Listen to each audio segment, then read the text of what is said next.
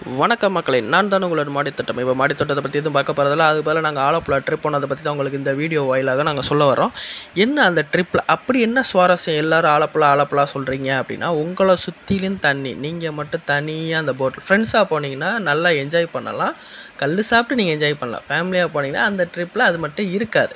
ஆனால் உங்களுக்கு என்ஜாய்மெண்ட்டுக்கு அங்கே அளவே இல்லாமல் இருக்கும். உங்களை சுற்றி தண்ணி இருந்தாலும் உங்களுக்கு தேவையான நேரத்தில் காலையில் சாப்பாடு, மத்தியான சாப்பாடு, நைட் சாப்பாடு, மறுநாள் காலைல எல்லாமே உங்களுக்கு கேரளா சைட்னாலும் கேரளா டிஷ்னாலும் சரி, தமிழ்நாடு டிஷ்னாலும் சரி, எந்த ஸ்டேட்லேருந்து போகிறீங்களோ அந்த ஸ்டேட்டுக்கு ஏற்ற மாதிரி அவங்க டிஷ்ஷு உங்களுக்கு பண்ணி கொடுப்பாங்க.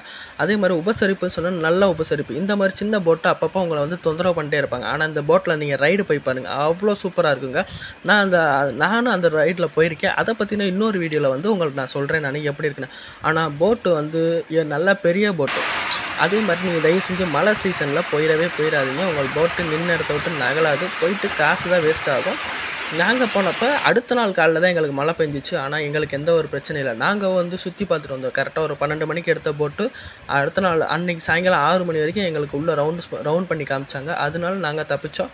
எங்களோட போட்டு இதுதான். நல்ல பெரிய சைஸு போட்டாக வந்து 7 ரூமு ப்ளஸ் ஒரு டைனிங் ஹாலோட சும்மா சூப்பராக இருந்துச்சுங்க. நீங்களும் தவறாமல் என்ஜாய் பண்ணுங்கள். நன்றி.